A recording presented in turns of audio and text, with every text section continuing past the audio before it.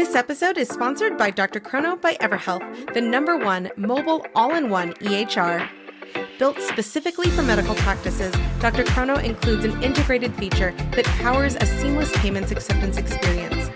Dr. Chrono Payments offers multiple ways for patients to pay as well as insurance credit card processing.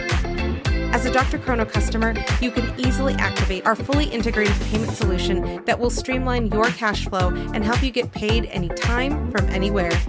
Deliver the best patient experience with a fast and easy way to collect payments.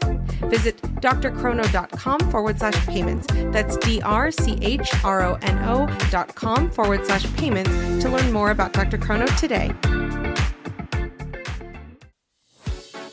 Is there a DPC clinician, tech vendor, or industry champion that goes above and beyond to further elevate the DPC movement? Nominate them for a DPC Innovation Award to recognize them for creating traction, embracing innovation, and demonstrating commitment to the movement. DPC Innovation Award winners will be announced and honored at this year's Hint Summit, taking place in Denver, Colorado, September 27th through 28th. Nominate a DPC innovator at summit.hint.com, plus get $50 off your Hint Summit 2024 registration with promo code My DPC Story. A note about today's episode. There is some language that may be inappropriate for young listeners, so please consider this as you listen today. Thanks for tuning in.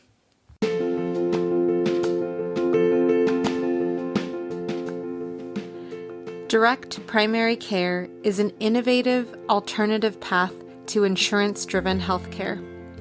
Typically, patients pay their doctor a low monthly membership and, in return, build a lasting relationship with their doctor and have their doctor available at their fingertips.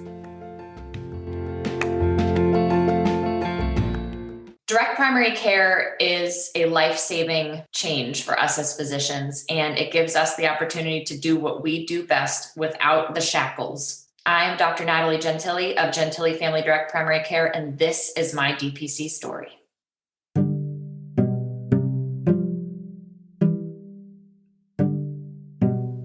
Dr. Natalie Gentile is board certified in both family medicine and lifestyle medicine. She was born and raised in Pittsburgh, attending Mount Lebanon High School and St. Vincent College. She then completed her medical school training at the University of Pittsburgh School of Medicine. Her family medicine residency was completed at the Mayo Clinic in Rochester, Minnesota, where she practiced as an attending physician before moving back to Pittsburgh. She is now the president of the Direct Care Physicians of Pittsburgh. She is also the proud wife of Amir and mama to their son Luca and daughter Layla. She opened Gentile Family Direct Primary Care in September of 2019.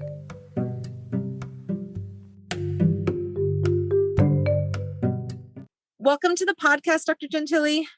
Thank you. I'm so excited to be here. This is so exciting to talk with you, especially when we talk later about your involvement in COVID vaccination in your community. But I wanted to start out with, how did you learn about DPC? Wow. So I did that traditional path of high school to college to med school to residency. Oh my gosh, it just goes on and on and on. And when I was at Mayo Clinic for an awesome family medicine residency experience, I knew I would be on staff there for a couple of years, but then we'd be moving back home to Pittsburgh. So my husband was finishing up his residency, and I started our planning for moving back home to Pittsburgh. What are the job opportunities going to look like? And because I'm boarded in family med and lifestyle med, I wanted to make sure that whatever job I got was going to allow me to practice both of those realms. And I got offered, let's call it, quote, the dream job by one of the big institutions here in Pittsburgh, one of the two big behemoths in the healthcare world. And thankfully, my residency director from Mayo's pulled me aside one day and he said, I know how you practice medicine. I know that you spend time with patients. I know that you like to be a disruptor and you don't like to necessarily, be told what to do in this realm that we currently are in this healthcare model. Have you heard of direct primary care? And I was like, no. And he said, let's go to the conference. We went to the conference in Indianapolis that year. On the ride back home from Minneapolis back down to Rochester, Minnesota, after we got home, I called my dad, who is an OBGYN, had been in private practice forever and ever, and then was bought out by the big systems later on, so he very much values private practice. I called him and I said, Daddy, when I move back home next year, I'm starting my own practice. And that was it. The rest was history. That's just incredible, especially the idea that your residency director told you about direct primary care. I find that is such a sign that this movement is going in the right direction, because I feel that affecting the pipeline is a huge issue.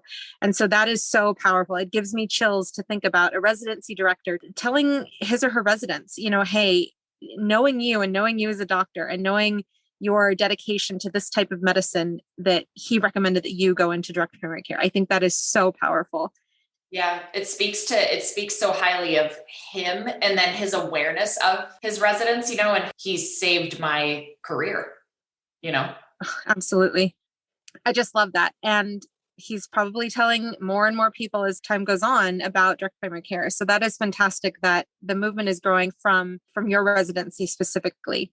When you called your dad and had that conversation and you decided that you were going to move back, did you have your son by that time? Yeah. So at that point, I was on staff at Mayo. We had Luca at that time.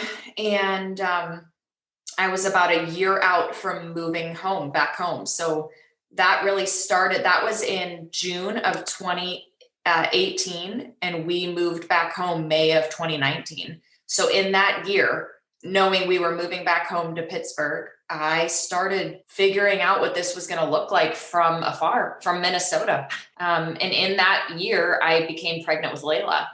So really that year from summer 2018 to summer 2019 was, insane whirlwind. I can't imagine what you went through, given that you were also geographically moving your family. Yeah, it was really interesting. We moved back home to Pittsburgh, May of 2019. My husband started his first, attending job as a surgeon, June of 2019. I had Layla July of 2019. Luca turned 2 7 days later. I opened my practice about 2 months later after that. So it was like, wow, it was literally nonstop. I'm sure that you're in the group of us who we wouldn't have it any other way though, right? Nope. I don't know how to function any other way. I definitely am more productive when there's more on my plate than when there's too few things on my plate. Now, one of the things that I absolutely loved about learning just more about you prior to the interview is on your social media, you had video going about your practice prior to even opening. And there was one post where it featured you talking about where you're thinking you're going to find a location. So tell us about your strategy from developing your practice from afar, because I think that especially for people who are looking to start right out of residency and who are looking to move back to their home communities, that this might be really helpful for them to hear. Sure. So my position was a little unique in that I was moving back home, right, to Pittsburgh, to the city where I grew up, where my dad had practiced for 45 years. So the name was known, but not as a primary care physician. The name was known as an OBGYN. I had no patients coming with me, right, because all of my patients as an attending were back in Minnesota. So I was coming, in somewhat of a clean slate, but also with, thankfully, the practice that my dad had developed for so long and his influence in the city. I really felt like I was coming home to a community that I was ready to pick up that torch and start running with it in a lot of ways, but also starting from a whole different type of practice model. So what I decided to do was, how can I start in that year prior to opening? How can I differentiate myself from my dad, right? And from how patients had known him, and then have the community get to know me, and all the young community get to know me as a separate entity who is starting a whole different type of practice model. And the best way I knew how to do that was just being me, or I don't know, just showing my mug, and doing some videos and put feelers out there and just trying to get the community involved and get to know me from the start in a vulnerable way. For better or for worse, I am a vulnerable person and just try to kind of put it all out there. And what was interesting was right before I opened and had people pre-enrolling, I had several people pre-enroll that had been watching me for the past year before I even opened. And so that was really cool to see, because it really showed to be a part of the community, you got to be a part of the community. You can't just be this separate person, who is like, I'm a doctor and I'm opening this office. No, I'm with you. I want to help the community. Here's why. Here's who I am. Help me grow this practice together. You definitely make it very clear that you are authentic when you put your posts up on your social media feed. You even had the one where you were kickboxing, and in your quotation, you said, some people worry if their doctor is right there with them. And it's very clear that you are authentic when you make your posts. So kudos to you on that. But I definitely think that, that is going to forever be in your favor of people knowing you. And so they feel comfortable joining your practice, even though they might not know you. Thank you. With you developing your own place in the Pittsburgh community, and with you having opened at the end of 2018, what is your patient population like? Is it younger families, or do you have older folks joining you? What's your patient population like? So my patient population now is, I'd say, heavily in the 30s, 40s, 50s range. It's not a heavy Medicare population. My practice is actually I'd consider it in the city. The city of Pittsburgh has a lot of cute neighborhoods, but we have these beautiful rivers. So when you're in the city, you're right in the city, in these different neighborhoods. And I'm in one of those great neighborhoods. So therefore I have a younger population. It's from students to graduate students to young families. Tend to be who are more settling in the city. Professors, it's that type of population. Since you opened in September of 2019, how has your community grown? Has it grown by word of mouth, or have you done marketing? I've definitely done marketing, but that didn't start till 10 months into my practice plus. So really, I'd say word of mouth has been the biggest growth for my practice, no doubt. And I find that as my patient panel grows more and more, the word of mouth grows more, right? And that's naturally going to happen when you're growing a practice, because until you've lived it as a patient, a DPC patient, it's so hard to fathom. And so now I have an awesome marketing consultant who is my friend as well. And he has been able to open my eyes into ways that I can continue telling that story, because I can talk till I'm blue in the face, but until it's the patients who are telling that story, nobody cares, right? Nobody's going to believe you until they hear it from who's actually been experiencing it. Absolutely. And that just goes to the idea of social media influencers, right? Advertisers were finding that they were wasting money on traditional advertising compared to paying people who are on social media. So by harnessing your authenticity on social media, I definitely think you're building that buy-in for patients in the future, as well as your patients being able to point other family members or friends to your social media to say, hey, look, no, this is her. She's just cuddling on the couch, teaching her son medical facts out of a textbook, right? Yes. Oh, you saw the vaginitis one. I love that. You saw that video. Purely amazing. Yeah. Definitely mom of the year material. Absolutely. Now, when you opened, did you open with any staff? I have a marketing consultant that I contract out and pay to help me. I have an amazing pre-medical student. This is a cool story. So this past summer-ish, she had heard about my practice and said, I want to practice, at preventive med, lifestyle medicine. I love free market medicine. Can I come shadow you someday? And we started talking, and I said, do you want to just come work for me? So now, she will be starting medical school this coming summer. So for this past 6 to 8 months, she's worked for me and been my right-hand woman. So as I transition her off to medical school, I am now ready to hire my first staff, which will be a nurse. She'll start in 2 weeks. I am so excited for you just hearing that, because I think about when I was graduating residency and the options were anything employed. The idea of being a self-employed physician was never on the table. It just goes back to how amazing it was that your residency director was telling you about DPC. It's also amazing that you have inspired someone who is at the beginning of her medical school career to do DPC so that she can tailor her training, her residency choice by what she wants to do after residency. And in addition to DPC, the idea that she's interested in lifestyle medicine, I think that that is something also that a lot of us who have graduated residency already are learning about, but it wasn't something heavily covered while we were in residency or in medical school. So again, kudos to you for being where you are at the time you are practicing and inspiring somebody else to potentially be your partner as your practice grows and you need someone to come on. Yeah. And the other thing that I've seen has been really fun. We have a lot of Pitt Med students. I've been teaching at Pitt Med now. And we have a lot of those med students help us with our flu vaccine clinics and then our COVID vaccine clinics. And it's so cool. We just got a comment the other weekend where they were like, wait, you don't take insurance? That's a thing? Like you can do that? And they were floored. And just seeing how happy we are as docs, as DPC docs. And oh man, it was so cool to see. Now, with you mentioning you also having a position at teaching medical students at Pitt, and earlier you mentioned having 2 little ones, how has that all been in terms of balancing family life with everything professional that is going on? So I've been working a lot lately on being genuine. So I have a friend who's a journalist, and we've been doing a show every week on Instagram Live where we are talking about mental health and wellness. And what we've really been saying is it's okay to not be okay.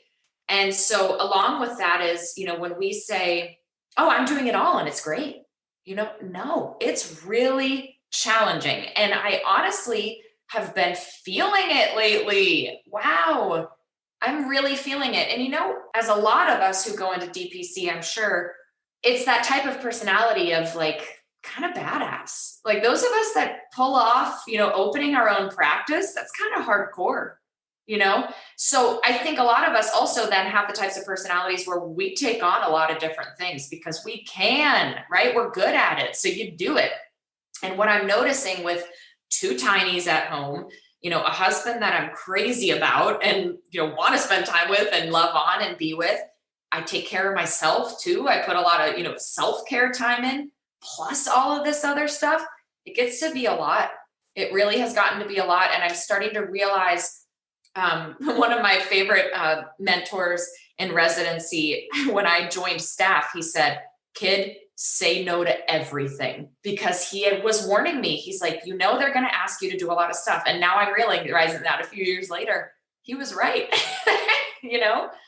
How do you adjust your patient schedule so that it is working with where you are in life schedule?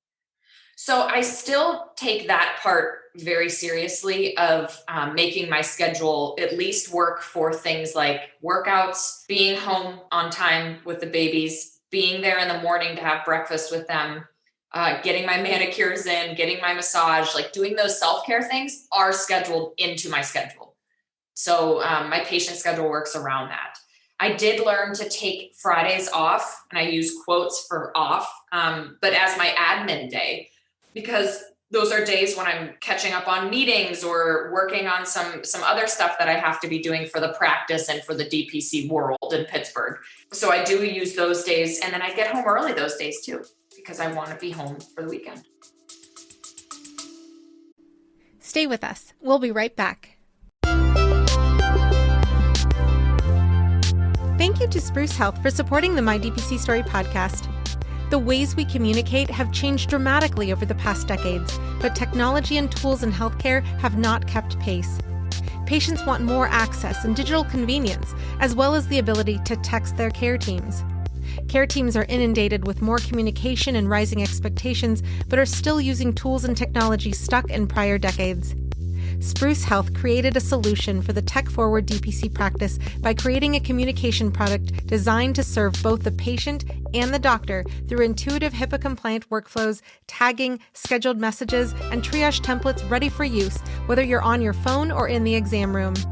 New users get 20% off for the first 12 months of a paid plan with code MARYAL20. That's MARYAL20. So check out Spruce Health today at sprucehealth.com or check out the link in the show notes.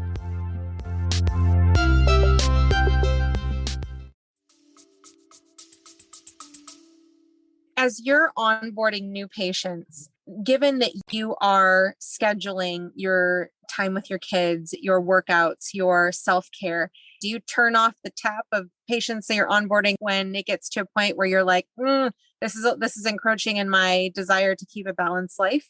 I have not turned off the tap yet. So I've kept open patient panel thus far.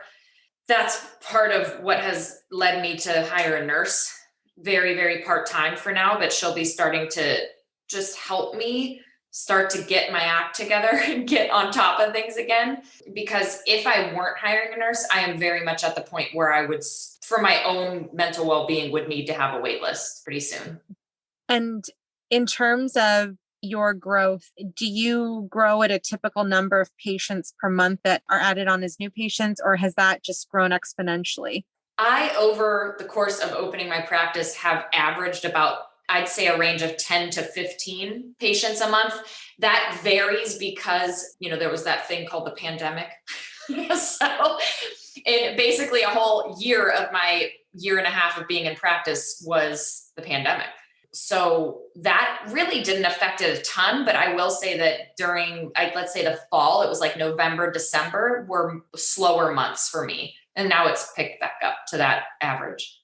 With you mentioning the pandemic, I want to ask about COVID and how it's affected your practice, because you and your family, unfortunately, did get COVID. And I want to ask, how did that affect your patient care in terms of, were you able to still see patients virtually? Did you take time off? Were patients accepting? I'm totally stacking questions here, and I apologize for that. That was really tough. The way that unfolded was so interesting. We have a really tight-knit DPC community here in Pittsburgh, and all of us practices take care of each other. And it was a Friday that we had an email chain amongst all of us saying, you guys, COVID's starting to get real bad here in Pittsburgh. It was a couple weeks before Thanksgiving at that time. Cases are starting to go up. It's going to happen. One of us is going to get sick. We need to have a coverage system. That same exact day, that Friday, I was starting to have sore throat and congestion. And sure enough, a couple days later, diagnosed with COVID. My two kids were starting to have so silly of symptoms, nothing at all, but you knew, okay, it's on like Donkey Kong. My husband tested positive, and thankfully my husband and our two kids were not very sick at all. I'm the one who got freaking slammed days and days and days. So I was pretty much out of commission, and running a practice solo when you are out of commission like that is not a thing. It's really, really hard to do. So that was really a challenging time because I was dealing with being sick, being scared of being sick, with this terrible virus that has affected so many people so sadly and poorly, but also being worried about patient satisfaction and wanting them to, be taken care of. So what I did was what I always do, which I was vulnerable and open, and I let my patients know, I'm sick. Here's what's going on. I'm going to do the best I can to take care of you while I'm, not doing okay, but I'm not in office right now. Here's what you can expect. And everyone was amazing. I got, flowers and nice messages and people checking in. It was a typical DPC doc experience. I'm so glad that you said that, because I have talked with residents who, when I asked them what would scare you about DPC if you were to even consider doing that. And that's one of the things. What happens if I'm the only doctor and I'm not there? What happens if I'm the only doctor? Can I go on vacation? If I get sick, what's the contingency plan? And I want to touch on the fact that you have this Pittsburgh Association of Direct Care Doctors. But when people are even functioning within the same state, other doctors can cover you easily over telemedicine, and there's always the emergency room and urgent care, if there's truly something that needs emergent care. But yeah, I think that, that is so important for people to hear. So thank you for sharing that. I think that speaks in DPC to remind us all, set boundaries. Because when that was happening, I did have a patient experience where there was a request from a patient that was urgent on their end, but in reality was not. And I was able to set those boundaries and say, I'm really not okay right now. This can be taken care of at X, Y, and Z time. And they were fully understanding. So it's important for us as DPC docs to remember to set our boundaries with patients, or else we could get completely run over in that sense if people get demanding enough. Very important to hear as well, because I think in the fee-for-service world, it's so easy to have your MA call the patient to tell them such and such. And there's a different personal investment in DPC. When you're running your own practice, you want to care for them as much as possible. But at the same time, you cannot take care of anyone if you don't take care of yourself. Correct. Now, you mentioned the direct care physicians of Pittsburgh. So can you please share with the listeners, what is that?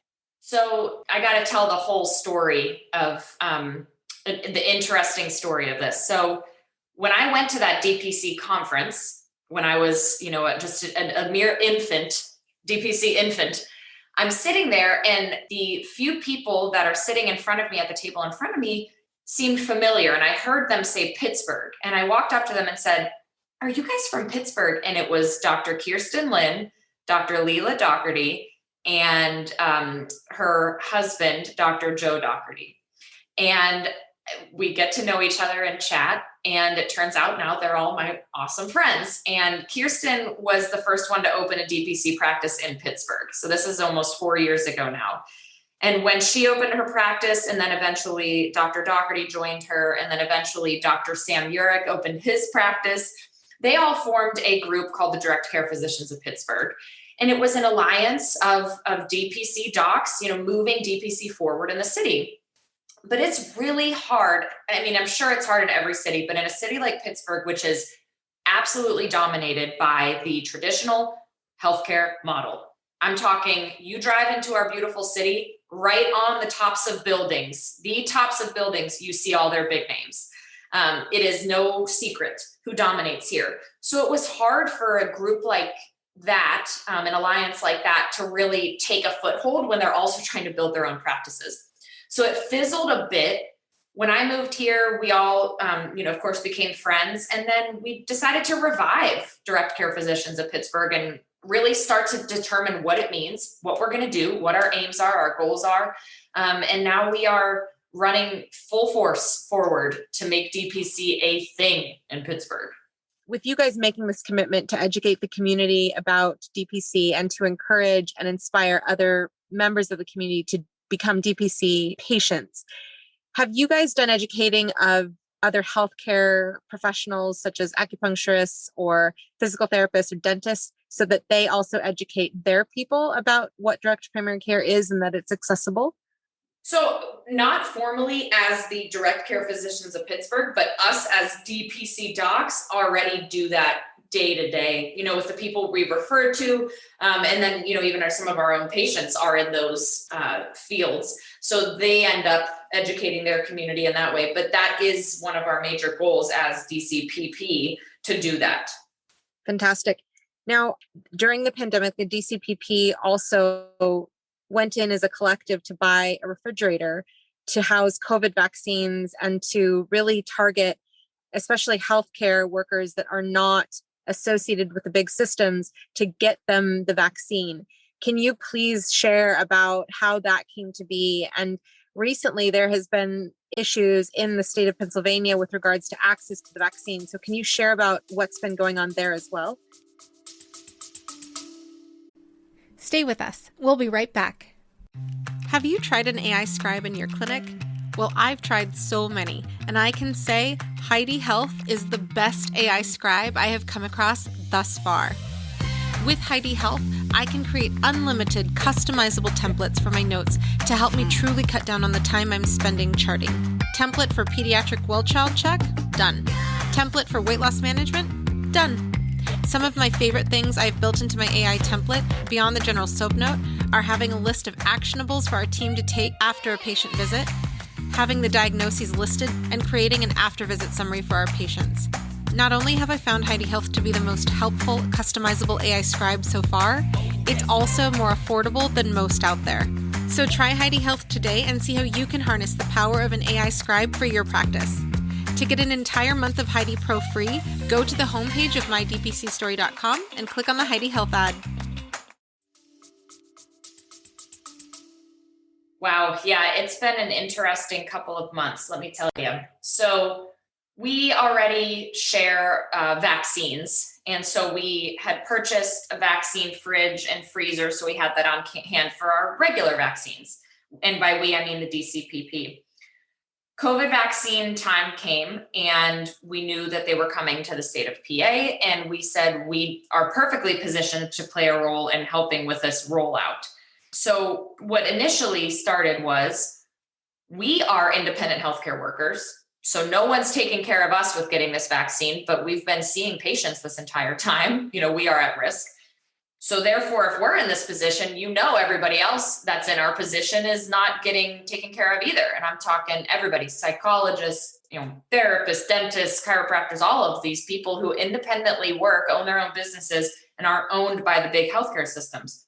So we said, let's start running clinics to help them. Let's mobilize and get the COVID vaccine to them. And we, as a group, a small group of independent physicians, it's amazing. I keep saying it, but it's amazing what happens when you get out of our way and let us do what we know how to do, which is help our community. And that's what we did. We helped independent healthcare workers. We ran clinics to vaccinate them. We vaccinated over 600 independent healthcare workers and then opened that up to do more because as the phases rolled out in Pennsylvania, those criteria broadened. And so we were able to open our clinics to those 65 and older, those with underlying health conditions, et cetera.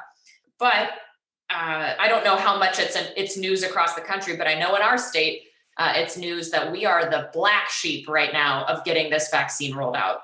It's nothing short of an embarrassment of how this past couple of months have gone. And what we've turned into as DCPP is an advocacy group. A lot of us are Italians. So, if you're Italian, you'll understand. We're taking it to the mattresses. We're just going hard. News all over the place, getting as much as we can out into the media, broadcasting on social media and getting people fired up. We have almost 1,500 signatures on a petition that is saying, stop limiting the number of vaccines that we can get as small independent clinics, pharmacies, physician offices. We are the ones who are perfectly positioned to help our patients and be in an accessible way for our patients to get to us. Beyond the 1,500 signatures on your petition, has there been any response from the public health department? Because one of the news features that you were inside, it looks like a gym where you were vaccinating. But the health department person was saying, we absolutely want to vaccinate our independent healthcare providers because they are seeing patients and they are taking care of patients as well. And so it's so ironic to hear that as a state, there were decisions to limit your guys' access to the vaccine. Yeah, so it's just interesting to me that pandemic started, really being known in March of 2020. And we had from March of 2020 till end of December of 2020, knowing a vaccine was coming. And yet, with all of that time to prepare, somehow it's still this poorly run. And I guess that's just the type A in me, that I can't imagine being in a position of power and leadership and just really messing it up that bad. What happened was after there was enough discussion, I guess, about the big healthcare systems vaccinating their, administrative people who were working from home and not even taking care of patients. It was then, okay, well, we're going to allot X percentage of our vaccine supply to make sure that we help people outside of our health system, get them vaccinated.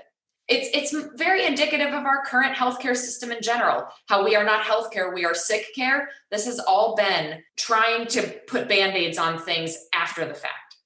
Reactivity versus proactivity. Yep. Earlier, you mentioned that your friend is a journalist, and I'm wondering, is that your quote unquote in that has allowed you to be able to share your experience as a doctor during this pandemic? No, really what has happened is once the media got a hold of what we were doing, it all took off from there. And now each of us DCPP, we have contacts at the different news stations and we just text them pretty much on the daily and give them whatever information they want. One thing that we've seen a lot in Pennsylvania was a complete lack of communication from our Department of Health at the state level. And so what we did as DCPP and the local pharmacies, these small clinics and small pharmacies, is we just started to raise hell and say, there's no transparency in the healthcare model in general. And there's no transparency right now with this COVID vaccine rollout. You deserve transparency, public. You deserve communication. And now we're seeing over and abundant communication in the past week from the Department of Health, almost like they're trying to again, reactive response. But alas, we'll take what we can get. Absolutely.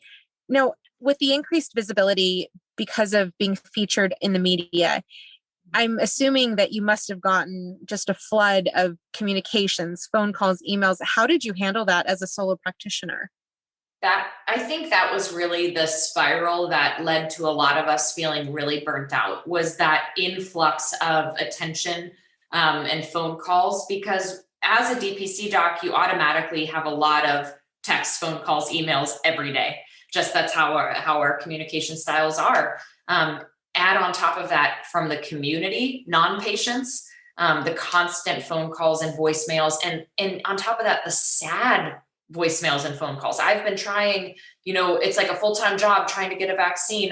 Please help me. My so-and-so mom is this ill. I mean, it's heartbreaking.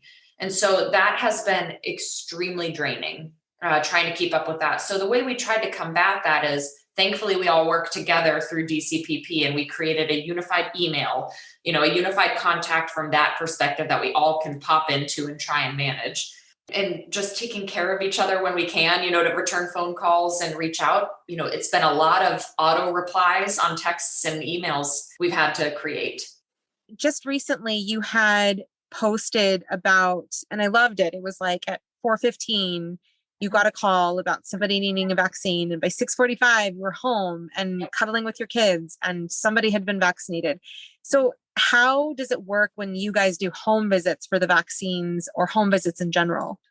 Yeah, so home visits in general is just one of my favorite parts of DPC, just being able to offer that to patients. But for the vaccine, that was a pretty cool story, because throughout this process, those of us who are in small settings have become really close. So the small pharmacies, small physicians' offices, we've just banded together and we text each other. And what happened was, one of the pharmacists texted me and said, "I've got extra doses. You want them?" I said, "Hell yeah, I want them." Drove over, picked them up. Dr. Lynn picked up the supplies from her office. We met. I brought my son, and we went and vaccinated a homebound couple. Boom, back home, no problem. That's the thing. That's the thing about all of this with DPC. It's just so simple. Because when you take the bells and whistles and all the bullshit out of it, all of a sudden you're able to, practice medicine and take care of humans. And it's the most freeing feeling, as exhausting as it can be sometimes and challenging as it is to be a business owner. And it's like so freeing. You can't replace that.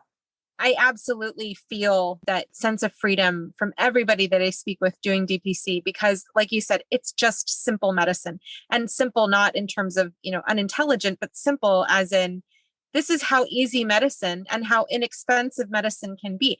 It doesn't take, the HR department and the legal department and the administrative department and all of these layers to create a system so that a patient can get vaccinated. Nor does the patient have to wait 2-3 weeks until their appointment time is available so that they can get the vaccine.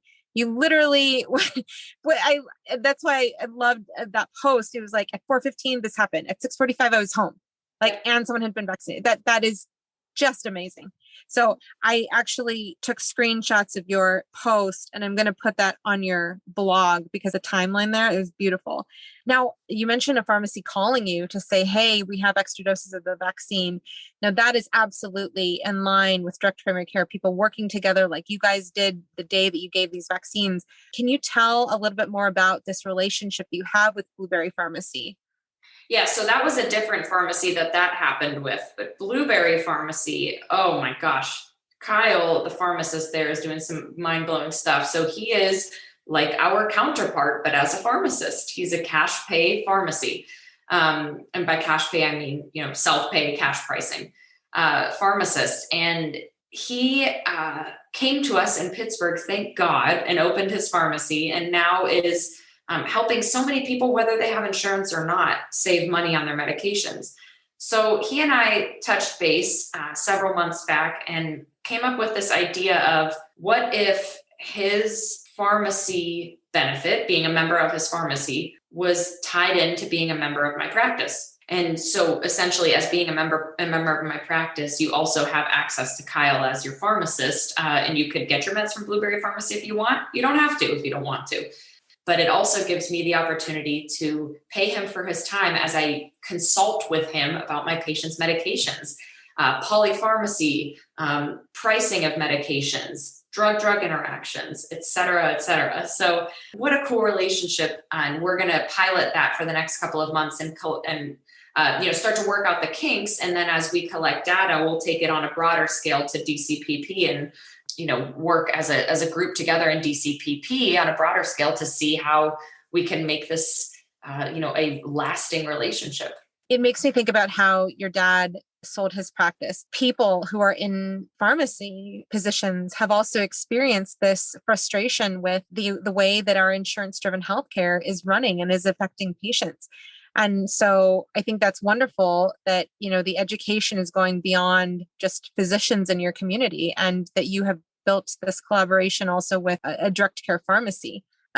Now, in terms of your patients, when they go to Blueberry, is there already an understanding on their computer end that they're a patient at Gentile as well? Or, okay. Yeah, because it's that easy. It's me sending a prescription over to Kyle so he knows that it's coming from me.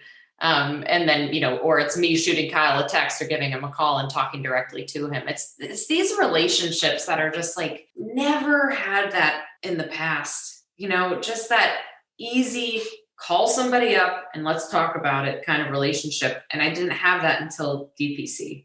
In terms of bringing your patients value, I want to highlight the fact that you're double boarded in family medicine as well as lifestyle medicine. Can you share about how you decided to become boarded and how you actually became boarded in lifestyle medicine? So I guess my whole life I've been practicing lifestyle medicine to realize it. So I've always been really focused on health and wellness in general, from college on. And then when I was in residency, I was teaching workout classes in the community where my residency clinic was. And it came time to graduate and get boarded in family med. And we had been going to the American College of Lifestyle Medicine conferences throughout the couple of years in residency. And I was like, well, duh, I should get boarded in this too. I mean, this gives a name and a credential to what I am already doing. So I became boarded in lifestyle medicine a couple of months after that and sat for the inaugural board exam for that certification. And it's been a really cool experience because again, it gives just like DPC and calling something direct primary care gave a name to what I always thought medicine should be practiced as. Lifestyle medicine gave a name to the type of medicine that I feel best serves my patients. That's wonderful. And in terms of how you use your lifestyle medicine education experience, how do you get that information to your patients? So I start by walking the walk. So I start by leading by example and trying to, make it clear to my patients in the community day to day or through social media or through my patient counseling that they are not alone in this journey toward a healthier lifestyle, whether that be through diet, exercise, social support, stress management, et cetera. And then I try to put out things on social media with regard to education about different lifestyle topics. But on top of that, for my patients, I do monthly rounds. So each month, for example, this month was February rounds, and my patients get an email that has various topics that I go over, and that my marketing consultant has made it into this beautiful package where we write these articles together, and he edits things to make them look nice, and my patients get to learn about different things. So February rounds, for example, had stuff about maskne, so mask acne and ways to manage that. But there's also a lot about mental health in my rounds each month, or I talk about sexual health, supplementation, and pros and cons of different types, et cetera. So we get into all of that, and I try to help educate my patients and give them some digestible bits that they know, hey, my doc actually has been listening to what we've all been saying each month as patients, and is making some grounds to learn about that and educate us. I love the personability of that, because that Dr. Gentile has put time and effort into being there, being present in your patients' lives, even though they might not need to see you that month. Yeah. And we try to really focus each month with those rounds on what are some topics I've been hearing consistently from patients? Because what really ends up happening is if I'm hearing it consistently from patients, there are probably other patients that just are afraid to talk about it, but now they know the space is open for them to bring it up. Absolutely.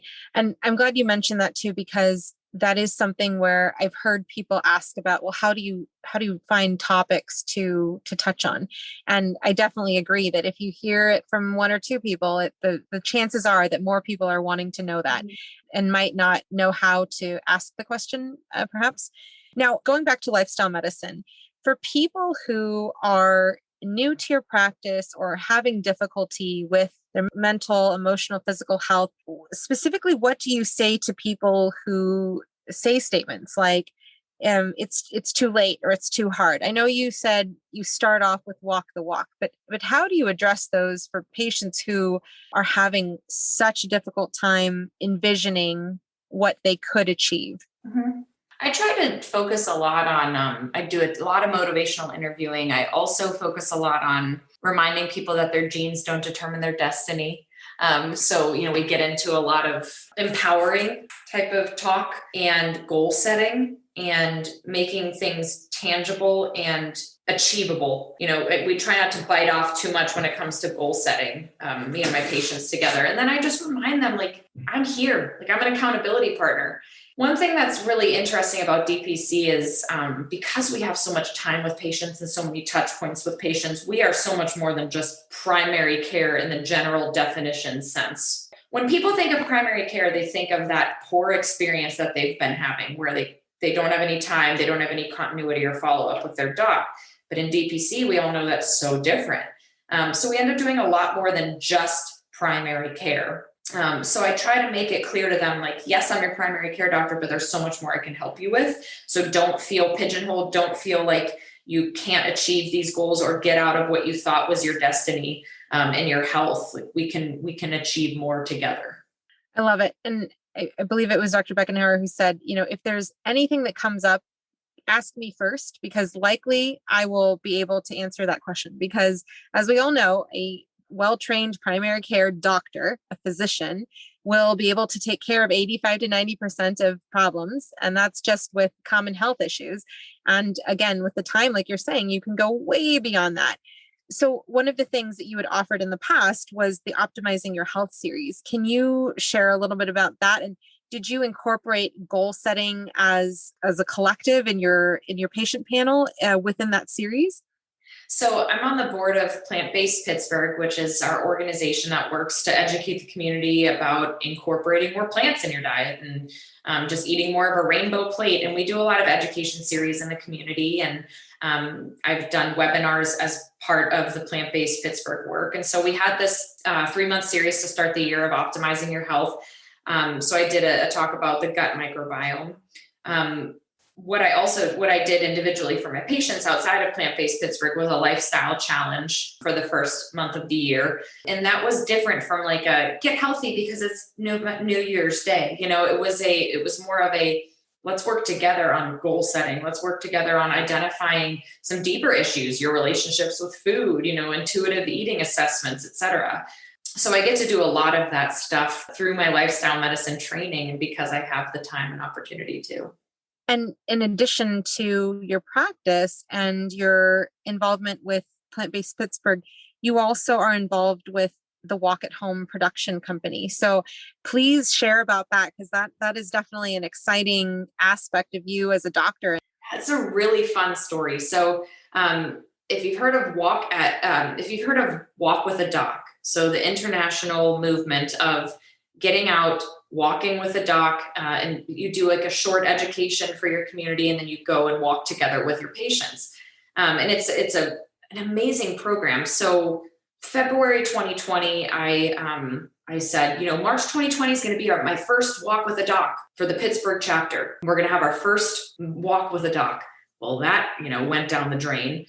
And I said, well, okay, I could go the rest of the year and say no in-person walks. So I guess we're not doing walk with doc, or I could just keep doing it, but virtually. So I started making videos each month. When my walk with a doc would be held, I would make a video and do the education. Then I'd say, let's, come walk, like make sure you get out and walk. Well, there is a company called Walk Productions, and Leslie Sansone for 30 plus years has been making walk at home workout videos that have revolutionized exercise and accessibility to exercise.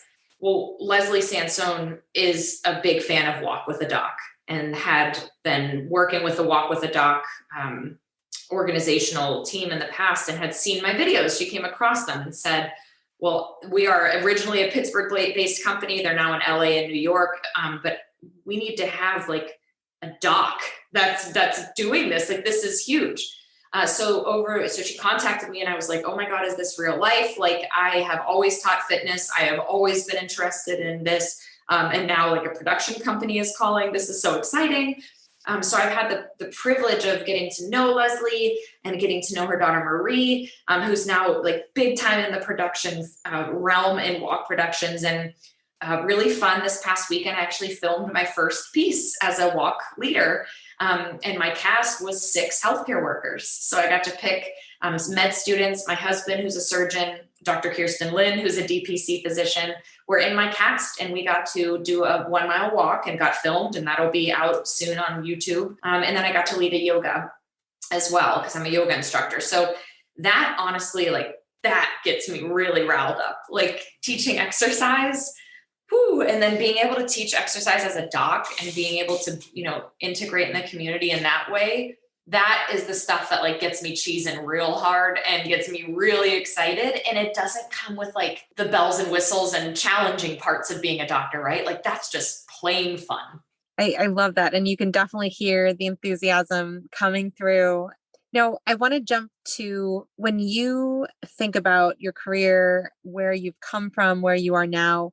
What are 3 top tips that you could give to others about how you thrive as a mom, as a doctor, as a teacher, as a coach, all of the roles that you play in life? What are the top 3 tips that you give to others? So yeah, speaking specifically as a mom, woman in medicine, and a wife, if that family unit or support system unit that you have is not intact, everything else can crumble. So that's something that I'm constantly working on. And of course, I'm sure you can relate, constantly having that guilt about, wanting to make sure that I'm optimizing my time with my family and being as present as I can. And that's really challenging. That's really hard. I'm going to start crying, but like, that's really hard to do. But that is utmost importance. So like looking at my career and looking where I've come so far and where I want to go, that needs to be where the headlights are at all times, because the rest is just gravy, honestly. So first tip is get your house in order, get your support system in order. Second is, because of that strong support system and getting your house in order, thrive off of that. You really just take that and let that fuel your passion. Know what that passion is and be true to it. So for me, that passion has always been walking the walk, being in the community and leading by example. So be in a setting where you can do that. DPC for me was the way to do that.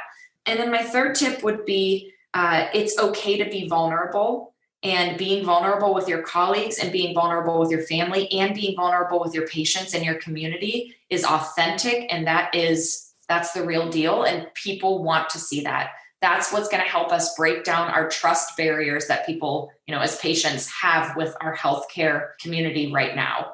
The trust issue is so bad right now because there's not that relationship or transparency. But we as DPC docs are primed to help break down that trust barrier and make sure our patients know they are heard, they're seeing a real human being, and we are here to be communicative, transparent, and help them thrive as individuals. Especially on that last point, and then tying into the walk at home involvement. So I actually randomly walked into this Clubhouse app group where literally it's just achieve your 10K today. And I don't know anybody in this group, but in my profile, I put that I'm a physician. And so people started asking me about that, and I started educating them about direct primary care. And every single person who has ever talked to me about medicine in that group has had this massive trust issue because of being taken care of poorly in the insurance-driven healthcare system. So to be vulnerable, to be authentic, you really are busting through those barriers with regards to your doctor is not a cog. Your doctor is a person just like you. Your doctor, like you're saying, walks the walk just like you do. So I love those tips. Now, in terms of other resources that you would recommend, you've definitely touched on a lot of resources, the Walk at Home Productions, Plant-Based Pittsburgh, Blueberry Pharmacy. I'm including these links on the accompanying blog that goes with your podcast, but do you have any other resources that you recommend to others frequently?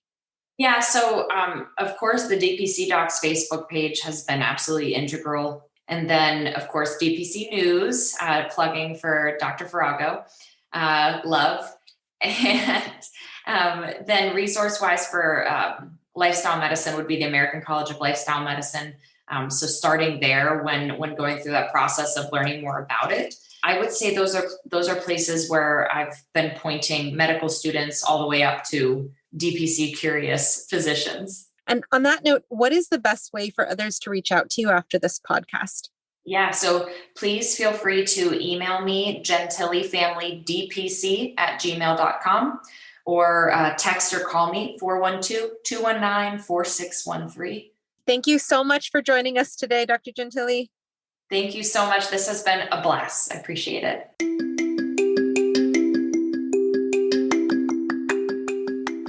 Next week, look forward to hearing from Ankit Vaghasia, registered pharmacist. As a DPC community, we are constantly bringing value to our patients. With that in mind, I will feature those supporting physician-led practices who help build in that value from time to time. As we just heard from Dr. Gentile, there is value that can be found in direct care pharmacies working with DPC clinics. Ankit Vaghasia is one of those pharmacists who has helped multiple physician-led DPC practices in California. If you like what you heard today, please leave a review and subscribe wherever you listen to your podcasts. Tell your friends too. For more information on this episode and much more, please visit mydpcstory.com. Also, for the latest in DPC news, check out dpcnews.com. Until next week, this is Marielle Conception.